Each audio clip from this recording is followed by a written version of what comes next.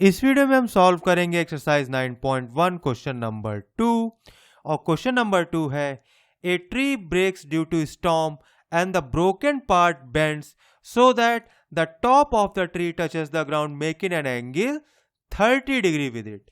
ठीक है, अब यहाँ पर एक ट्री है जो कि स्टॉर्म में एक पॉइंट से बेंड हो जाता है और उसका टॉप जो है वो जमीन से टच करता है और 30 डिग्री का एंगल बनाता है।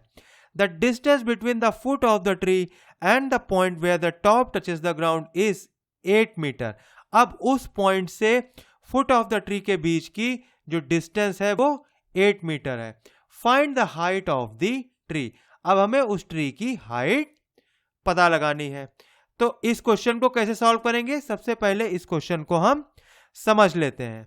यहां पर मान लेते हैं ए बी जो है वो एक ट्री है और ये ट्री पॉइंट सी से बेंड होके स्टॉर्म की वजह से पॉइंट सी से बेंड होके जमीन पे टच करता है पॉइंट डी पे। ठीक है, अब इस फिगर को ध्यान से देखिए। यहां पर ये एक राइट एंगल ट्रायंगल बन रहा है। अब according to the question point B और पॉइंट डी इनके बीच की डिस्टेंस क्या है? 8 मीटर और एंगल डी की वैल्यू क्या है? 30 डिग्री। ठीक है, तो ये है क्वेश्चन समझ में आ गया। अब इसको हम कैसे सॉल्व करेंगे? अब यहां पर देखिए, यहां पर हमारे पास एक राइट एंगल ट्रायंगल है, ट्रायंगल बी सी डी, जिसमें एक साइड की लेंथ हमें दी गई है दैट इज 8 मीटर और एंगल डी की वैल्यू हमको दी गई है दैट इज 30 डिग्री। अब हमें ट्री की हाइट पूछ रहा है। Now total length of the tree is B C plus C D. अब इसको हम कैसे सॉल्व करेंगे? हम BC और CD की वैल्यू कैसे निकालेंगे? इसको सॉल्व करने के लिए हम एंगल D के ट्रिग्नोमेट्रिक रेशियोज को यूज करेंगे which involves BD and BC and BD and DC। उन रेशियोज का यूज करेंगे जिसमें BD और BC आता हो और BD और DC आता हो। तो इस तरीके से सबसे पहले हमको BC की वैल्यू मिल जाएगी और उसके बाद हमें DC की वैल्यू मिल जाएगी। ठीक है, तो चलिए जल्दी से इस क्वेश्चन को सॉल्व कर लेते हैं। Now let A B is the tree which breaks down at point C. यहां पे ए बी एक ट्री मान लेते हैं जो सी पॉइंट से ब्रेक हो जाता है and top of the tree touches the ground at point D and angle B D C is 30 degree. ठीक है, अब यहां पर ट्रायंगल बी सी डी को देखिए। यहां पर ट्रायंगल बी सी डी में बी डी जो है वो एंगल डी से एडजेसेंट साइड है और बी सी जो है वो अपोजिट साइड है।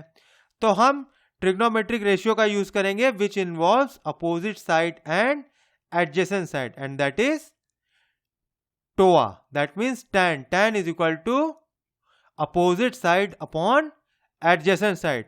तो यहां पर tan 30 की वैल्यू हो जाएगी BC अपॉन BD। अब देखिए tan 30 की वैल्यू हमको पता है that is 1 upon root 3। tan 30 is equal to 1 upon root 3। BC की वैल्यू हमें पता लगानी है और BD की वैल्यू हमें पता है दैट इज 8। अब इन सबको क्रॉस मल्टीप्लीकेशन कर लीजिए, सॉल्व कर लीजिए, तो BC की वैल्यू आएगी 8 अपॉन रूट 3। तो यहां पे हमको BC की वैल्यू मिल गई। अब again in triangle BDC cos 30 is equal to BD upon CD। cos मतलब का, that means adjacent side upon hypotenuse that is BD upon CD। अब cos 30 की वैल्यू हमें पता है दैट इज रूट 3/2 और BD की वैल्यू हमें पता है और CD की वैल्यू हमें पता लगानी है। तो इन सबको सॉल्व कर लीजिए, इसकी वैल्यू आएगी 16 अपॉन रूट 3। तो यहां पर BC की वैल्यू आ गई और DC की वैल्यू आ गई।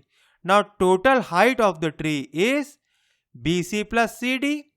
तो ये हो जाएगा 8 upon root 3 plus 16 upon root 3। अब इन सबको सॉल्व कर लीजिए, तो इसकी वैल्यू आएगी 24/√3। अब इसको हम रैशनलाइज कर लेते हैं। जनरली अंडर रूट को डिनोमिनेटर में नहीं रखा जाता है, तो इसमें हम √3 और √3 से मल्टीप्लाई कर लेंगे, तो इसकी वैल्यू आएगी 24√3/3। यहाँ पर उसमें कट जाएगा, इसकी वैल्यू आएगी 8, तो यहाँ पर ये हो जाएगा 8√3 मीटर।